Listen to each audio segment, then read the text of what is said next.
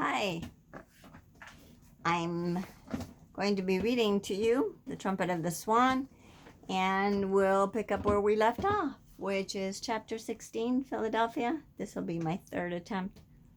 Hopefully it works. You ready? Chapter 16. Lewis worked all the last week of September for the Swan boatman in the Boston Public Garden. He was a great success and was becoming famous. On Saturday, the boatman paid him $100 in cash, which Lewis placed carefully in his money bag.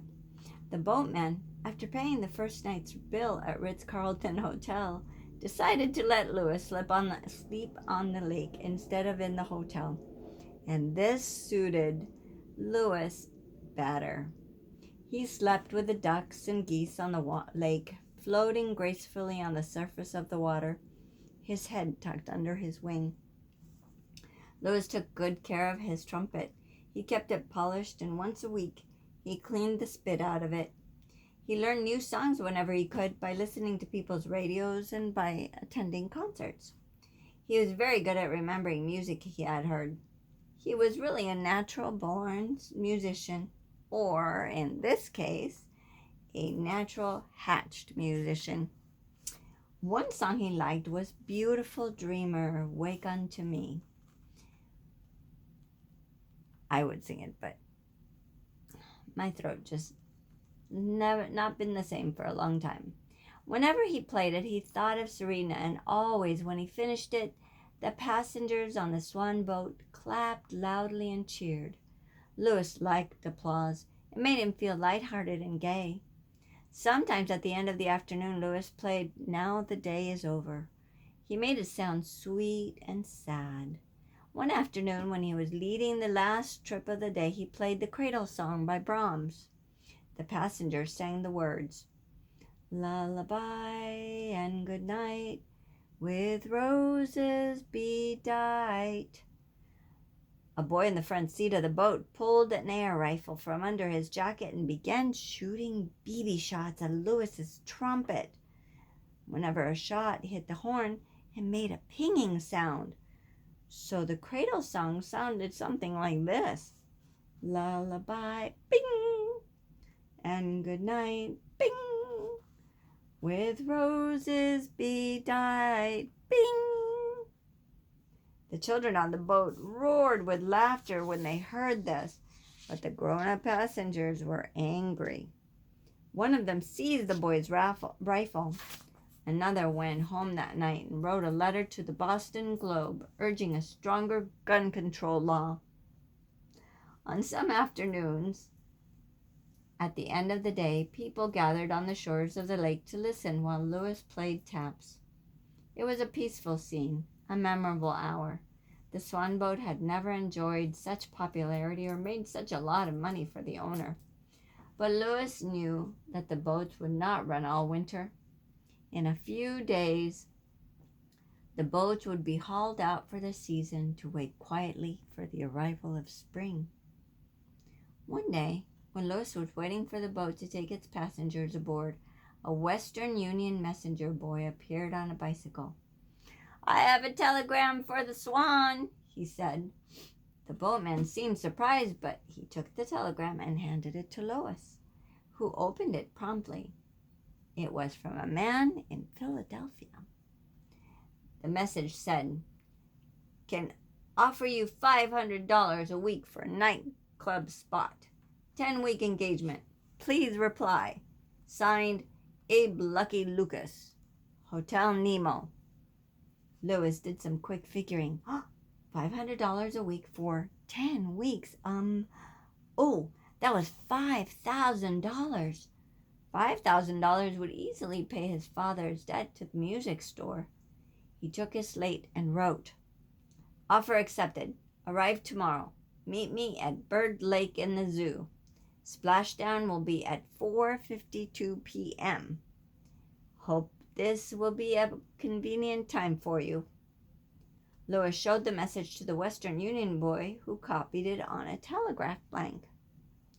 "Send it collect," wrote Lewis. The messenger nodded and rode away.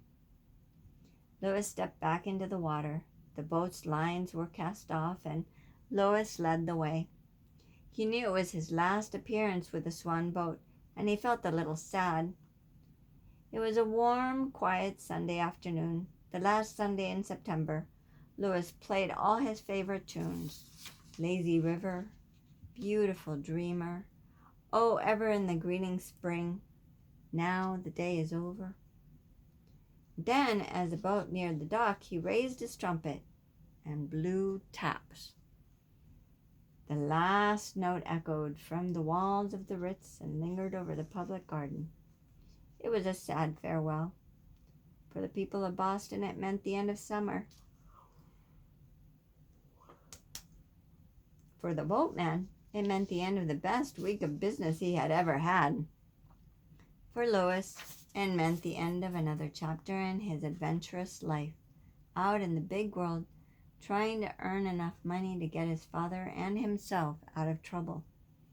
Louis slept peacefully that night, being very careful that his money bag was safe. Next day, he flew to Philadelphia to keep his appointment with Mr. Lucas, the man who had sent the telegram. Louis had no trouble finding Philadelphia. Almost anybody can find Philadelphia who tries. Louis simply rose into the air with all his things around his neck, and when he was about 1,000 feet high, he followed the railroad tracks to Providence, New London, New Haven, Bridgeport, Stamford, Coscob, Greenwich, Port Chester, Rye, Mamaroneck, New Rochelle, Pelham, Mount Vernon, and the Bronx. When he saw the Empire State Building, he veered off to the right, crossed the Hudson River, and followed the railroad tracks to Newark and Trenton and points south. At 4:30, he reached the, this is a hard word, Schuylkill River. I don't know how to pronounce that. Sorry about that. Just beyond this, he spied the Philadelphia Zoo. Bird Lake looked very attractive from the air. It was crowded with waterfowl of all kinds, ducks and geese mostly. Louis thought he also saw 2 or 3 swans. He circled, picked an open spot, and exactly at 4:52 he splashed down. His trumpet banged against his slate knocked against his metal rapped against his chalk pencil, and his chalk pencil on its string wound itself around his money bag. All in all, the splashdown caused quite a commotion. The ducks and geese were not expecting anything like this to happen. A big white trumpeter swan dropping down out of the sky, loaded with personal possessions.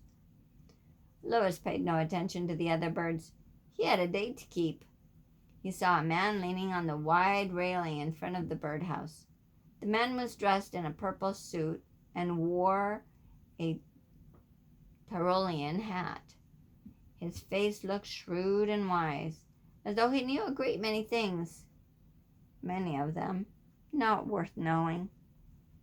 Oh, that must be Abe Lucky Lucas, thought Louis. He swam quickly over. "Caw, caw," he said through his trumpet. "My pleasure," replied Mr. Lucas. "You are right on time. The splashdown was sensational. Welcome to the Philadelphia Zoo, which crawls with rare mammals, birds, reptiles, amphibians, and fishes, including sharks, rays, and other fish-like vertebrates. Watch out for wild animals. This place is replete with them. Snakes, zebras, monkeys, elephants, lions, tigers, wolves, foxes, bears, hippos, rhinos, woodchucks, skunks, hawks, and owls. I seldom come here. My work confines me to the throbbing heart of the city, among the money changers. I am under great pressure from my work. How was your trip from Boston?" "Smooth," wrote Louis on his slate. "I made good time. What about my job?" "A happy question," replied Mr. Lucas. "The job will start on October 15th. The contract has been finalized. Your place of employment is a nightclub of great renown across the river, a place of high fashion and low prices, a jumpy joint. You will be called upon to make appearances each evening except Sunday, and play your trumpet for the happy customers. Once in a while you can join a jazz group. Louis the Swan on the trumpet. The pay is very good. My spirits are lifted by thinking about the pay. Wealth and happiness are around the corner for Louis the Swan and Lucky Lucas, the great of heart. My agent's fee is 10%, a mere bagatelle. How do I get to the nightclub? Asked Louis, who only understood about half of what Mr. Lucas was saying.